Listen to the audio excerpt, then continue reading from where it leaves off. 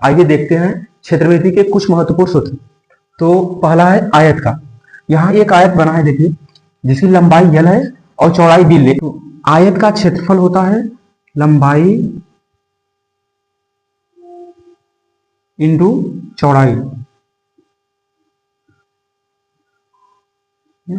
इसको और आसान भाषा में लिख सकते हो, E इक्वल हो जाएगा l इंटू बी।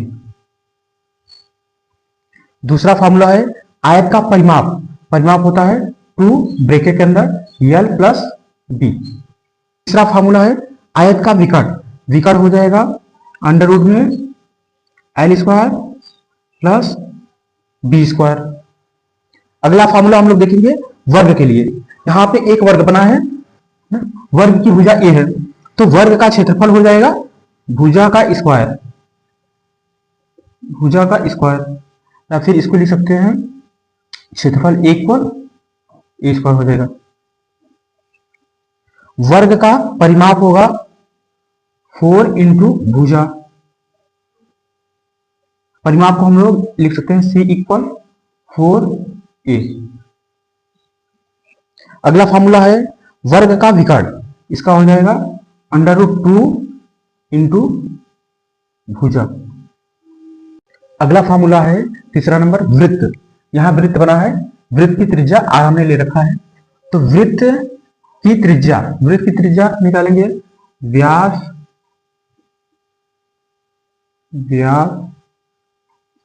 बटे 2। इसको लिख सकते हैं r इक्वल d बटे 2। अगला फॉर्मूला है वृत्त का व्यास, त्रिज्या इंटू 2।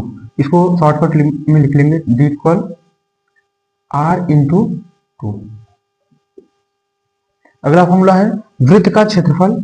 इसका हो जाएगा पाई r स्क्वायर। वृत्त की परिधि 2 पाई r।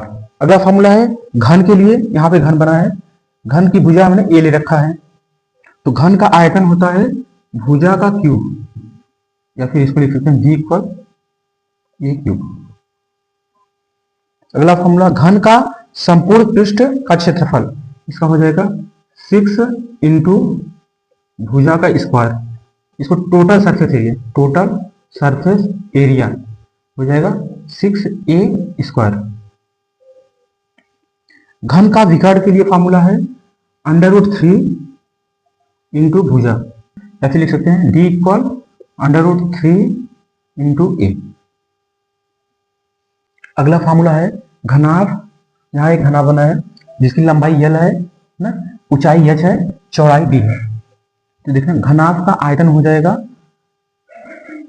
l into b into h. इसको लिख सकते हैं v equal l b h। अगला फॉर्मूला घनाभ का संपूर्ण पृष्ठ क्षेत्रफल। इसका हो जाएगा 2 ब्रैकेट के अंदर l into b plus b into h plus h into l। इसको संपूर्ण पृष्ठ क्षेत्रफल को लिखते हैं टी एस ए। ये हो जाएगा 2 ब्रैकेट में l b plus b h plus h l. अगला फॉर्मूला है घनाभ का विकर्ण। इसका हो जाएगा अंडर रूट में l square plus b square plus h square. इसको लिख सकते हैं d इक्वल अंडर रूट में l square b square h square. अगला फॉर्मूला बेलन के लिए। बेलन का आयतन हो जाएगा पाई आर स्क्वायर एच। इसको लिख सकते हैं v equal pi are square h. अगला फॉर्मूला बेलन का वक्र पृष्ठ क्षेत्रफल। इसका हो जाएगा 2 पाई आर एच। वक्र पृष्ठ क्षेत्रफल को लिख सकते हैं c equal 2 pi R H. अगला फॉर्मूला बेलन का संपूर्ण पृष्ठ क्षेत्रफल। इसका हो जाएगा 2 pi R H plus 2 pi are square. इसमें से 2 पाई आर कॉमन है तो लेना 2 पाई आर ब्रैकेट में हो जाएगा एच प्लस आर। अगला फॉर्मूला है शंकु के लिए। यहाँ देखिए शंकु बना है, शंकु की त्रिज्या हमने आर ले रखा है, ऊंचाई एच ले रखा है, और जो यल है यल त्रिज्या ऊंचाई है, तो शंकु की जो तिर्यक ऊंचाई होती है इसका फॉर्मूला है अंडर रूट में h square plus r square.